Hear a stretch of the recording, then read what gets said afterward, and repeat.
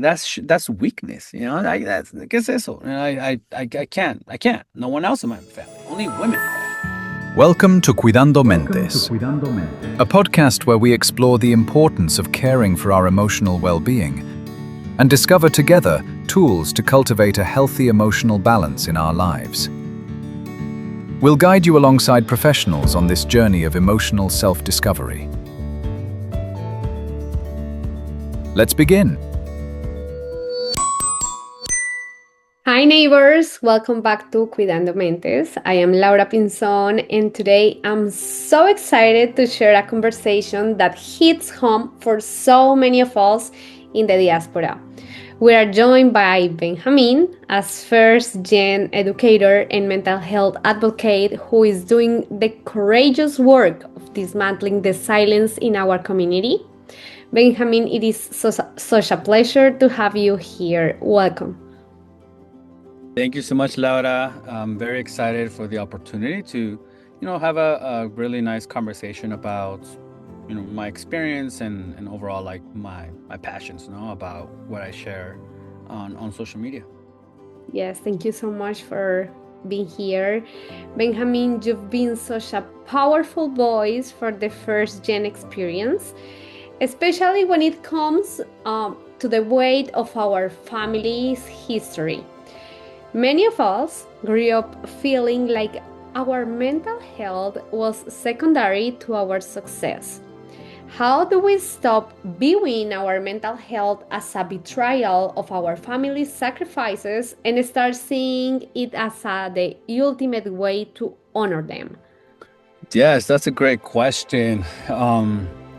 It's very interesting too because as a first gen in this country, we're always, under pressure. At least that's how we feel. We're always under this pressure that we need to check off these boxes, that we need to meet these goals. Like for example, do good in school, go to college, get a career, buy a house, get married, have kids, send them to college.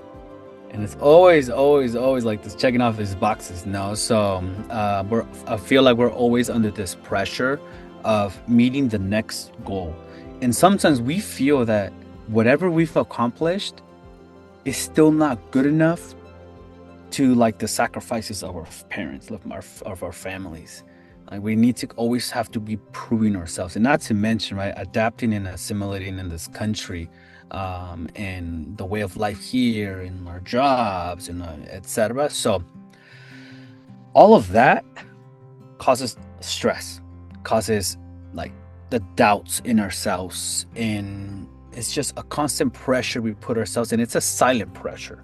Like I feel like it's very silent. We don't tell. I mean, I'll speak for myself. I never told my parents I was under these pressures. I'll go, oh man, like, hey mom, dad, like I feel so much pressure because of this. Like, what do you think?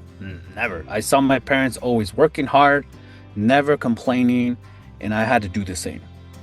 But that pressure that we put ourselves, that stress, consistently or will slowly creep up on you into a point where maybe your body will tell you, hey, you need to stop.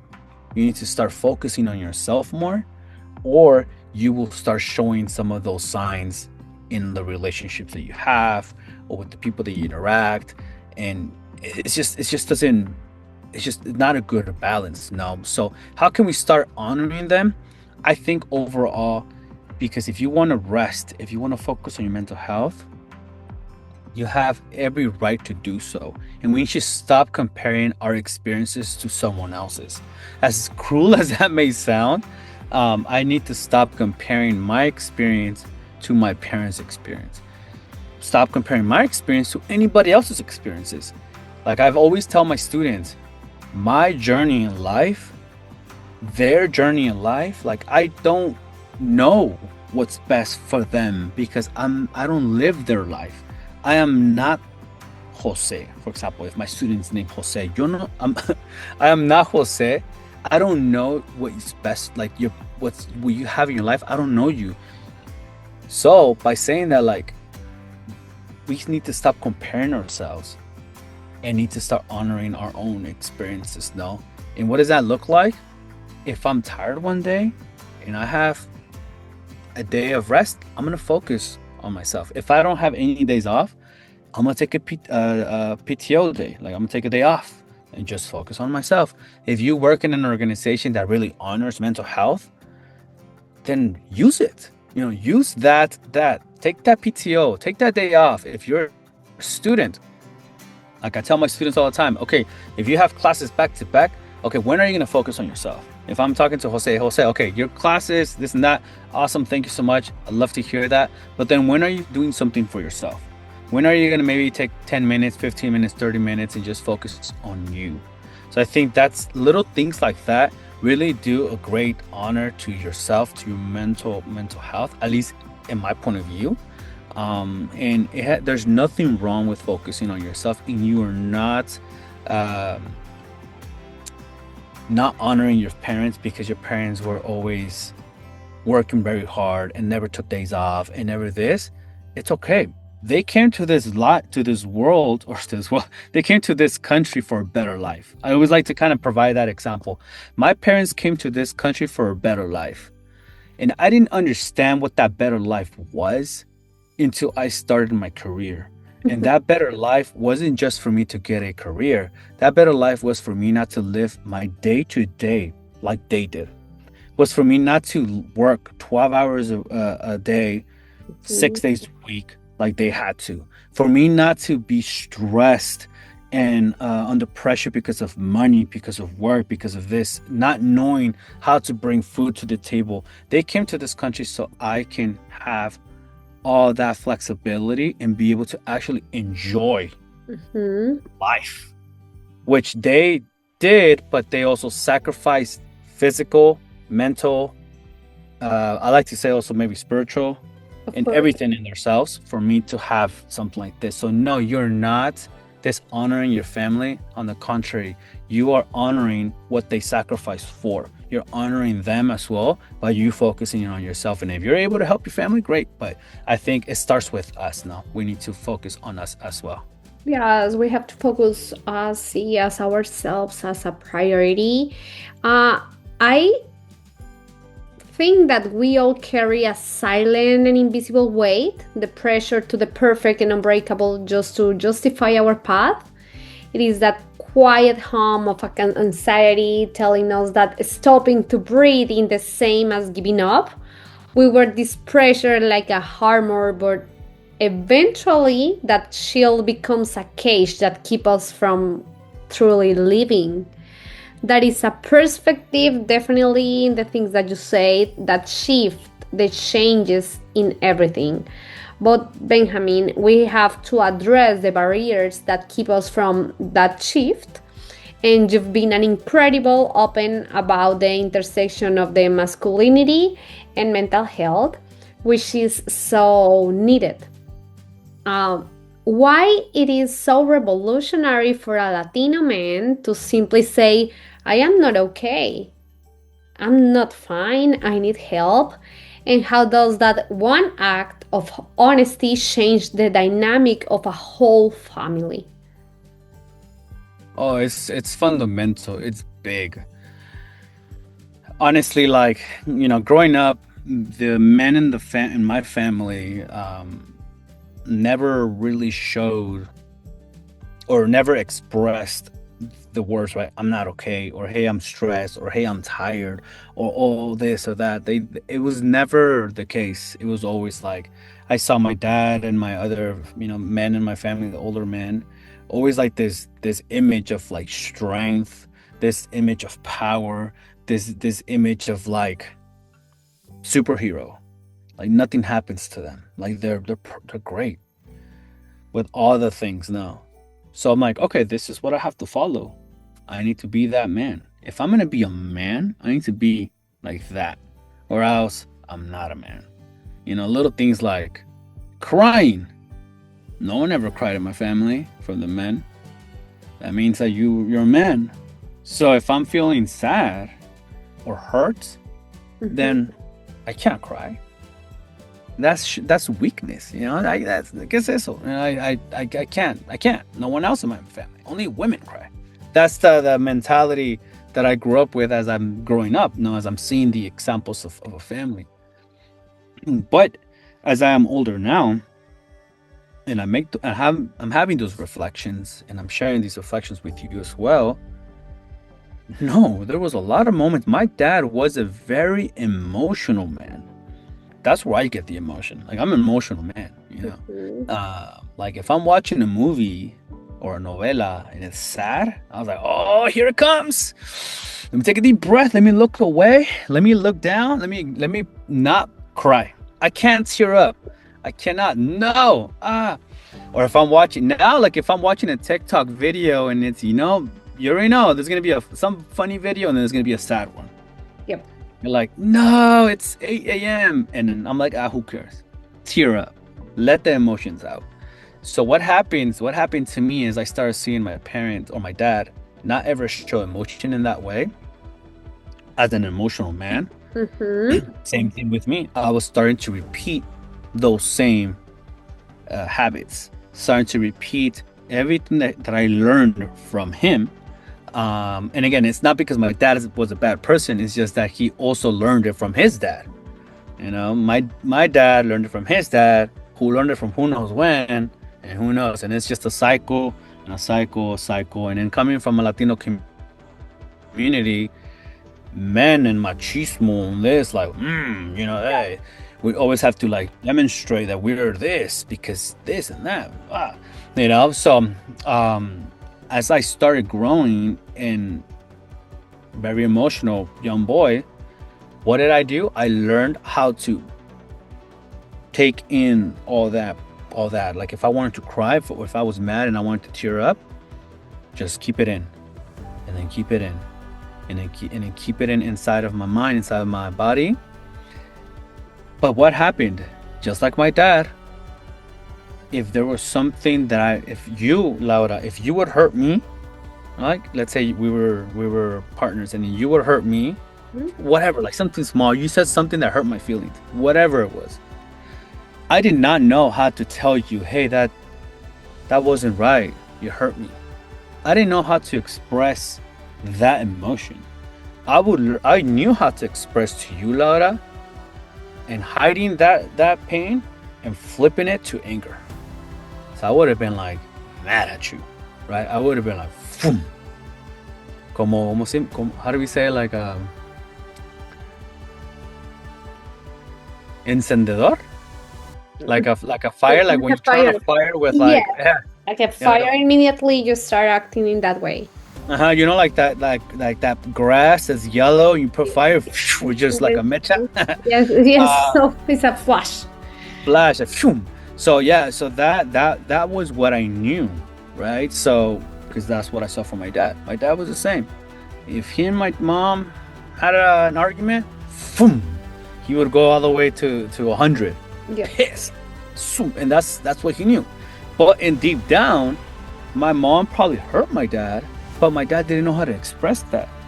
And then he only knew how to express the anger. So he would flip the pain to anger. That's one thing, right? The other one is, again, the working hard, the not sharing that he's stressed, or there's something happening at work, or maybe he's stressed because someone in the family's sick. Whatever the case was, there was really never that type of communication, which I think is a communication and expression. So, ¿qué pasa? What happens with me as an older guy is I repeated those habits, I repeated those things, and I hurt a lot of people, and I ripped a lot of relationships in that case. And as I've evolved and learned about where did my anger come from, and I started doing a lot of reflection, a lot of painful reflection. And I attribute this experience to one of my classes in college, Chicana studies classes, like studies about Latinos in the US, where we had to do the whole class was about just writing about yourself. I was like, what is this class? What am I doing here? I thought we were going to learn about Latinos in the US. No, the class was about yourself. And the idea behind it was, how can we as Latinos in this room or Chicanos or whatever we identify, how can we, brown folks in this room, Latinos, go out there in the world and help others, help family, community? How can we do that when we ourselves haven't helped ourselves? When we ourselves haven't healed? When we ourselves haven't helped us? So I was like, what? What are you talking about? So every day, each assignment was about writing about this experience or that experience, or write about an experience that made you wanted to cry, but you didn't. Oh, or write about an experience that this or that. And every day, every week, someone had to share their story. And every day that someone shares their story, that's so important. Yeah, they would cry. And I was like, why are they, what am I doing here? Again, I wouldn't do none of that. So long story short, when it was my turn to say what I had to say, I was like, I'm not gonna cry. But by the time I got to say, I was the last one because I didn't want to do it. I was the last one. I said what I had to say. I wrote about my dad, and I read up, and I was shaking. And I think there's been many things in my life that has happened that that have affected me, but I don't think I have cried the way that I cried that day. That day when I cried and read about to the class about my dad, and I was already like 23, 24, and I cried like I think I was crying. All those tears was like that little boy who was told not to cry, that young man who was told you couldn't be sad. All those tears were tears that had built up throughout the years. Y ese día, and on that day, like something off my shoulders was off. And the relationship, I gave that letter to my dad, and the relationship with my dad got much better after that.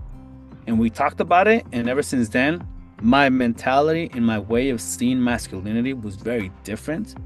And I was like, damn, I hated this class, but this was amazing. So I used that knowledge and that experience in my relationships with students, like Latino male students, relationships with like my family members, and not to mention in social media. No, so when we talk about why is it so revolutionary, because it was very revolutionary for me, right? And even today, again, I don't do it perfectly. There's moments where I stay quiet still. I still have that I have to remind myself to like say it.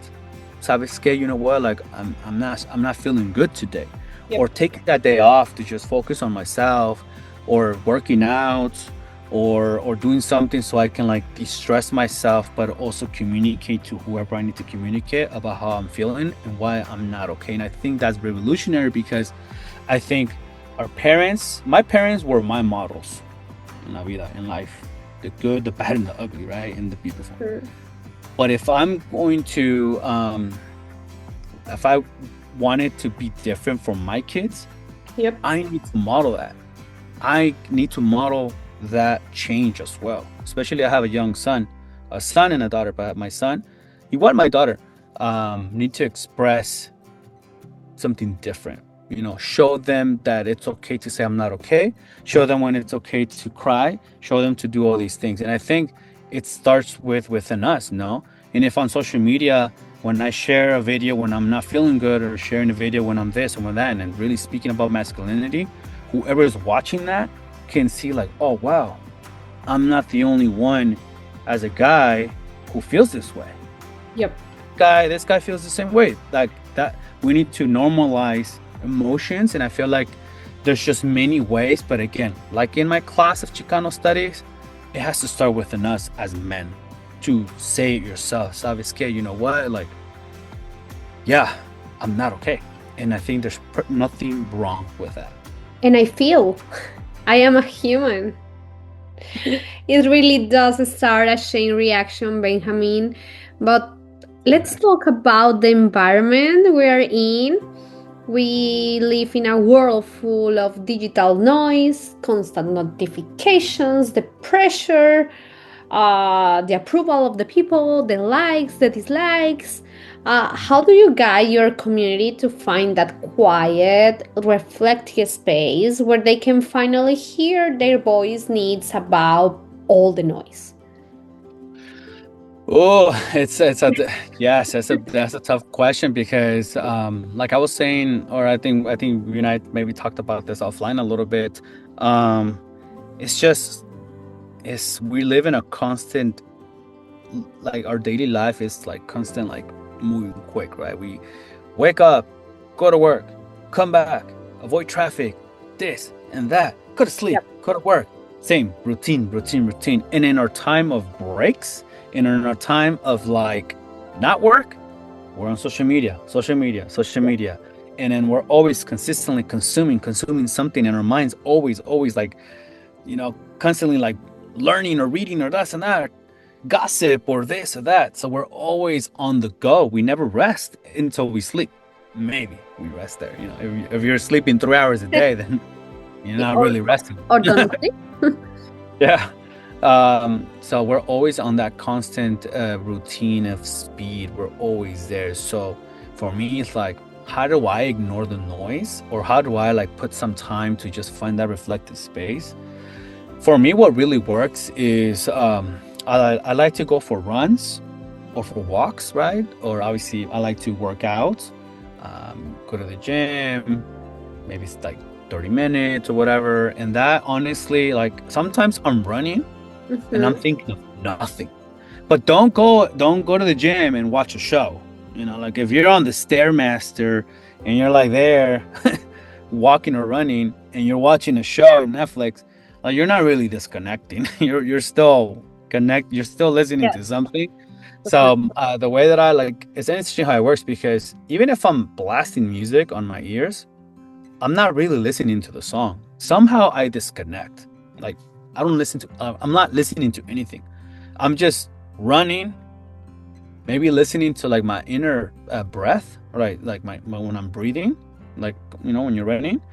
If I'm working now, sometimes I'm not honestly thinking of anything, and I think that's very important, to just disconnect and to just have that little moment for yourself. If working out, you don't have the time, or if it's not for you, whatever it is, but you disconnecting from everything. Like you can't say I'm resting and like you're on social media. Like you're resting your body, but you're not resting your mind. And I Yep. think that's two different things. So yeah, yeah. Again, everyone needs to know what's best for them. Like if it's best for you if you have the time to, I don't know, go get a coffee, read a book, and just chill I mean, I like to think that a coffee spot or a library is kind of quiet, right? But if that works for you, great. If it works for you to just go for a walk, like I said, if you have a dog, I'm gonna go take my dog for a walk, but disconnect. Great. If it's for you, just lay down on your couch for 20 minutes and just have that moment for yourself. Whatever it is for yourself, I think if it's cooking, like if you, okay, I love to cook. Cooking is very therapeutic for me. Great. You want to put some music and just cook, whatever it is for you. I think that's something you need to identify what that is, but disconnect. Don't be trying to do 10,000 things as you're cooking, right? Like, oh, let me call this and let me do this and let me do that. Like, we love to multitask. So at least that's for me. For me, it works in that way, and it definitely does help for me to just do something and not think of honestly anything.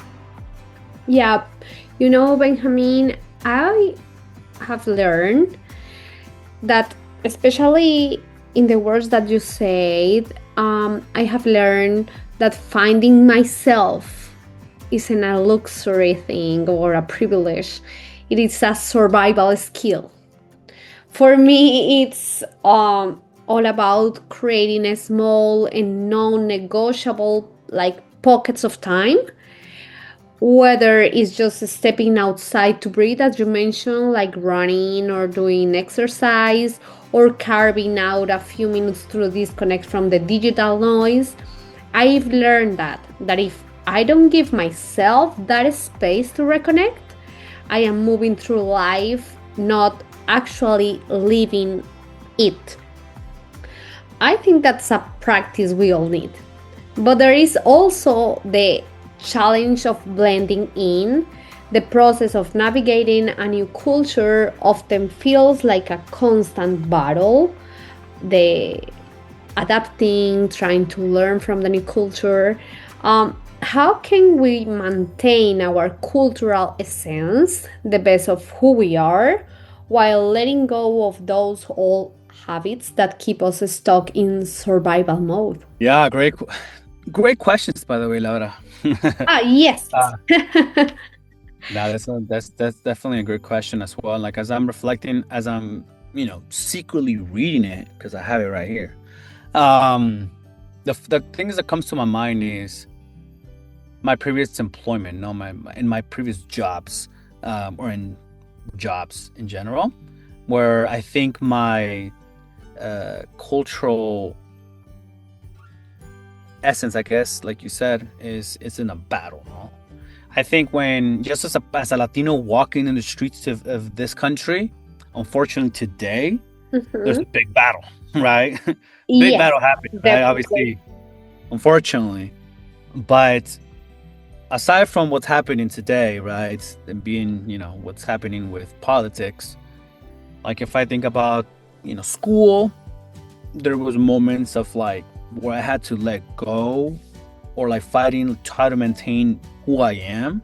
Mhm. But I don't think I really felt like hearing things like, oh, you can't speak Spanish. This is America. Little things like that, right? Like as I was growing up, were things that happened. But if I want to share a little bit more like of a professional side now as an adult, kind of connecting to the idea of like letting go of habits as well.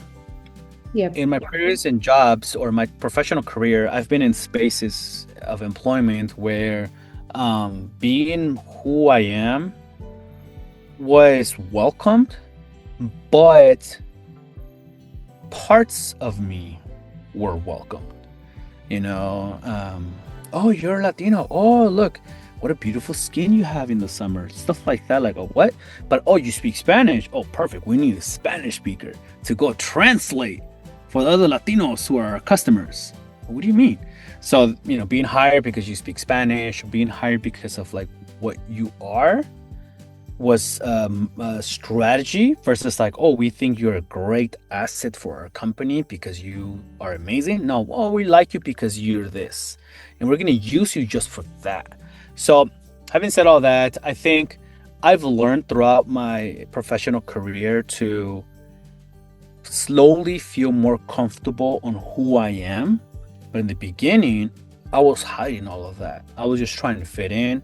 If I would be told that my skin was beautiful from because it's like very glowy in the summer from a white person, I would just smile like, "Oh, thanks." Or, "Wow, that shirt looks really good on your skin." "Oh, thank you so much." Or, "Hey, Benjamin, where from Mexico were you born?" Like, what do you mean? I was born here in the US. No, no, no, no. Like, but where in Mexico were you born? Like, but I'm from here. Questions like that. Again, this is from non-Latinos. So just stuff like that, like, whatever, just brush it off. But then, like this, I speaking English wasn't my first language, right? Like, I grew up speaking Spanish when I was until like fourth grade. It was bilingual classes, so the teacher and my classmates, we would speak Spanish and English. I would learn math, history, and Spanish, and I would learn math, English, and history in English. In English. Poquito de todo, right? But then it came to a point where it's like, no, you need to speak English only because your English is not good enough. So again, growing up like that, and being in a professional setting, I've always felt like I always think the majority of time, I can say that now, I always think in Spanish. The first thing comes to mind, unless it's like a word or something that I only have done or learned in English, right? Mhm. Like there's a lot of things that I do or that I used to do for my work that is very hard to translate in Spanish because I don't really use those words, or it doesn't really translate. Yep. Having said all that, language is big one as well. I think as I've grown, I felt comfortable dressing up how I want, wearing piercings if I want, having tattoos if I want. If I'm gonna be doing a presentation to a group of people that are not all Spanish speakers, if I'm gonna say the word in Spanish, I'm gonna say the word in Spanish, but then I'm gonna translate it. You know, I'd be like, oh yeah, team, the other day estaba tan enfadado, I was I was irritated, like, yeah. but I'm gonna say it. I don't care, But before it wasn't the case. I felt like I had to hide it. I feel like I've learned to maintain that self of my culture, because it's me. That's who I am. I'm a person who speaks Spanglish if I want. I can speak Spanish if I want. I can speak English, pero like I said, it's a part of me that a lot of us feel like we have to hide, and a lot of us feel like we have to let go to fit in. I'm like, no, that's not the case. I like to think it's not the case. I mean, I work in education, so it's a little bit more open. I Mhm. know that a lot of people work in other spaces that it's much more difficult to do, and I understand that, right? But I feel like you can still keep who you are, and if it's a place that doesn't respect who you are, then it's not a place you should be working at. Yep. Maybe that's a place that they don't really value who you are. So, it's a reflection for the end of the day. But letting go of habits, though, to keep us in survival mode, I think in my professional career, I've also definitely learned those things. And I really attribute that to my previous employments, and my previous jobs. As I've told you before, in my academic journey, I learned about healing, I learned about letting go, and I learned about building that relationship with my dad again. So mental health, boom, boom, trauma. But in work, is as an advisor or as a counselor or as a manager or as an associate director, etc. All those positions that I've had, I had to learn a lot about mental health, how to help another. If a person was if I was their supervisor, I had to Mhm. learn a lot of ways of how to help that person. So a lot of learning about mental health, learning how to help someone else grow, listening to others, and really listening, staying quiet as you're listening. Motivational interviewing skills. A bunch of different things that I never knew. All those teachings that I was learning, all that knowledge that I was learning of how to help others, was also secretly helping me. So, mental health, balance, if you're fatigued, take a day off. All those things I learned from my previous jobs, and I didn't learn that from my family. I didn't learn that from my cultura. I learned that from my employers, right? Or from like the people who were teaching us those things. So as I learned those things, I also started to letting go of some of the habits that I grew up with, and I started adapting some of the new ones that I felt made a lot of sense, and that it felt like it was going to help me or serve me best, right? So like thinking of listening to other non-Latinos coworkers who would say, you know what, I'm stressed, I'm gonna take a mental health day today and take a day off. I was like, what? You can do that? I didn't know that. So I was like, you know what? I'm gonna do the same some other time, right? You know what? I send an email. Hey, I'm feeling kind of stressed today because I was. I'm gonna take the day off, and then get an email back. Great. Hope you feel better. And I was like, what the heck? Wow. It funciona? Mhm. It works. So again, all those things. I'm like, did my dad and my mom ever do that? Do my brothers do that? Do my cousins do that? Do they have that privilege? Do they have that? Do they even know they can do that? I don't know, right? So it was just a curiosity. So I started learning all these things. So of course, at work, I also learned um, those habits that definitely have helped me, um, while still fighting to maintain that cultural essence of who I am. Yeah, definitely. The question here is that when we think about our family, is about do they really know that they can let this fear aside and tell these kind of things? It doesn't matter the um, environment when you are playing. It's just about know how to do how to say the things. And I really love that. I love that you mentioned that it's about evolution and not abandonment. It's about a delicate balance, but one that is so worth it. And it Mhm. brings me back to something we live by at Neighbors Consejo, and it's about the power of our community. We see every day that we aren't meant to do this alone, yet so many of us try to. And looking back at your own journey, how has community support played a role in moving you from just getting by to actually thriving?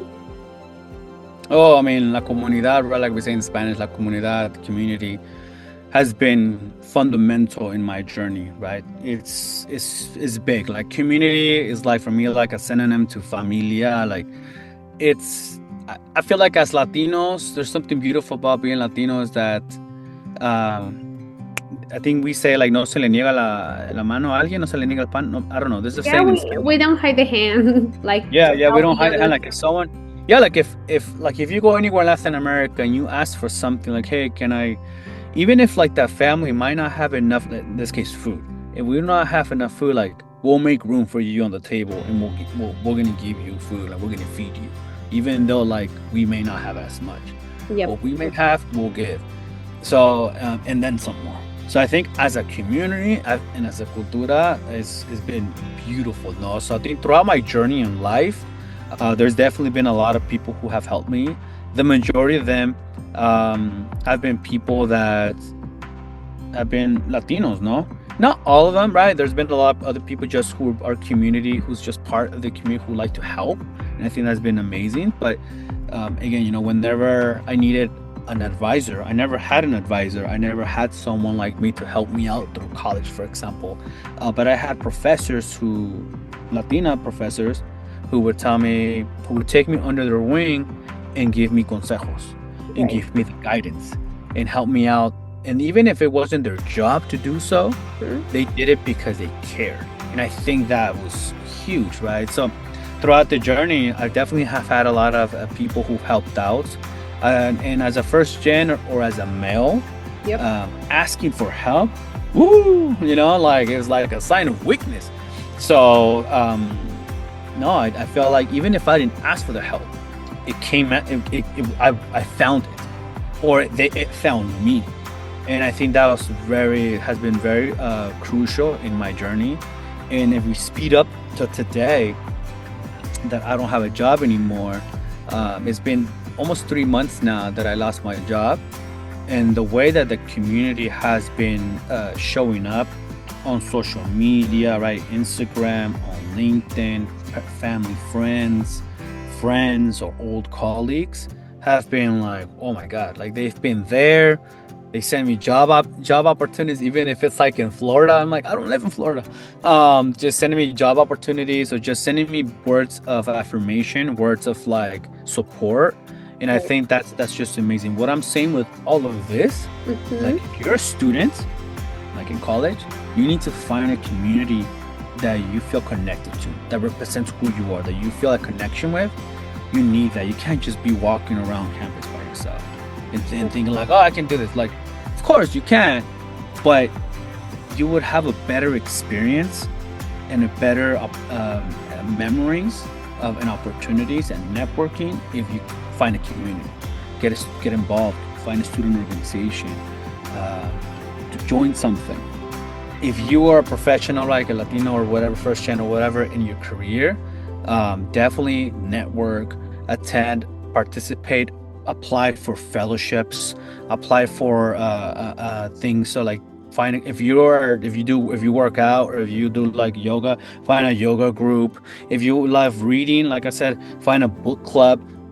You need to find a community where you can feel that connection, because I'm not saying, like I tell my students, I'm not saying I'm here as your advisor and you might feel like you're not going to need me, but you never know. Life surprises us at any minute, and boom, you're going to need someone that you least expect will be there to help you out, and you least expected that person. And sometimes, sadly, the person you thought was going to help you is not going to help you. But finding a community, having a community is crucial from going from, like you said, from surviving to thriving. And I think I wouldn't be to where I am today if I wouldn't have a community that has been cheering me or supporting me since I could remember. Starting from parents, family, friends, partner, to a larger like colleagues community and social media community. I do have a lot. I'm very blessed to have a huge community from different parts of like life that's there to support me, and they know that who I am and what I bring to the table now. Benjamin, definitely community is our greatest survival strategy, and we are much stronger when we share the load. I think that this is an invitation to the people that is listening to us right now. And please remember, you don't have to be an island. Your neighbor is a part of your wellness journey too.